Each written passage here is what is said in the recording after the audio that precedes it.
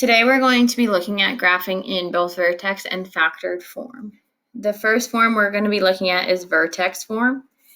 So vertex form is y, or f of x, equals a parentheses x minus h squared plus k.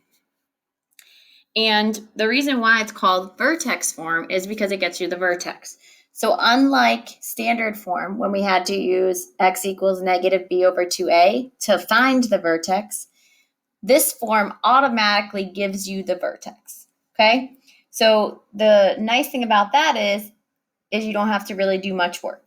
However, there's a specific way that you have to find the vertex, so you must be careful. In order to find the vertex from the form, you have to remember that it's the opposite of whatever the h value is, and then you keep the k. So in words, opposite h, keep k. So in this case, the vertex, it says -3, -4. So we're going to do the opposite of the h. So if it's -3, it's going to be +3. And we're going to keep the k. It's -4, so it's -4. So that means when we go to graph and make our table, 3, -4 is going to be in the middle. So we're going to want to go 2 above, so 2 and 1, or 2 below, sorry, and then 2 above, 4 and 5. So again, when it's in vertex form, and I'll zoom out a little bit so you can see the questions that are coming. When it's in vertex form, you use the points h and k to figure out what the vertex is. And it's the opposite of the h, so -3, so it turned positive. And it's the same value as the k. And now what we're going to do is just use our calculator the same way as we did previously in standard form. And I'll do the top two in the way for no matter what calculator you have. And then the bottom two, I'll do the shortcut with the graphing calculator if you have it on your phone or on your computer. So the equation is y equals, so parenthesis x is 1, -3 squared minus 4. So if I plug in a 1, I get 0. Okay, and I'll do it again with 2. So parenthesis, and I'm going to put a double parenthesis for 2, because that's what I'm plugging in, -3 squared minus 4. And I get -3. Now, if we think back to standard form, because this is the vertex, remember that means I should have symmetry. So these should be the same and these should be the same. So I'm hoping that when I plug in 4, I would get -3, and when I plug in 5, I would get 0, or something's wrong, and this either isn't the vertex or I did my math wrong. So if I now use the other method, again, if you don't have this calculator, you would keep going.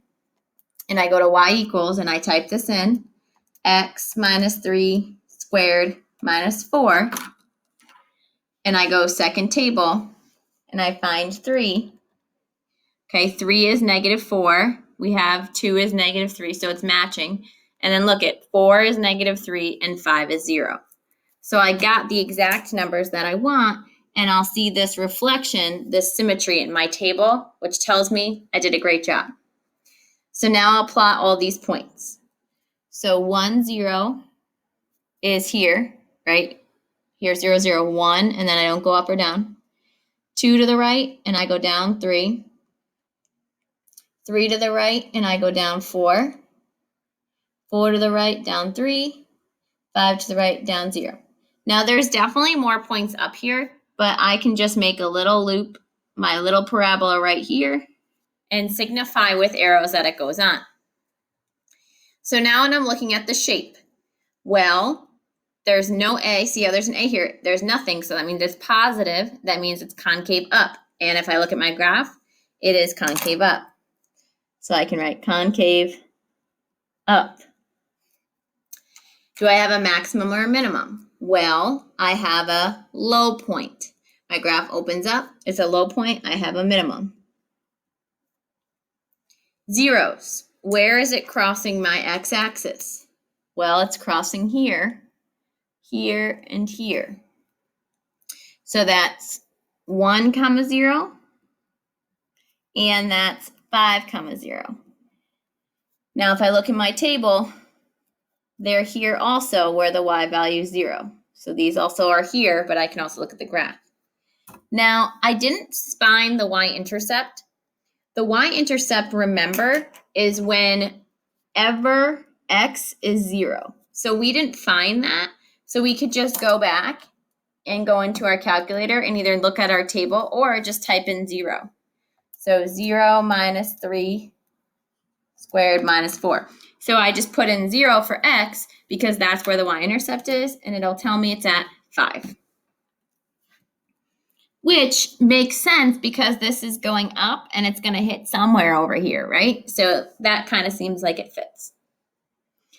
Now, not all questions will ask you everything, so it just depends on that question on what you're being asked. So the key here is when it's in vertex form, you already get the vertex. So this is kind of what's new. You already get it. You do the opposite of h and you keep k. That goes in the middle of your table.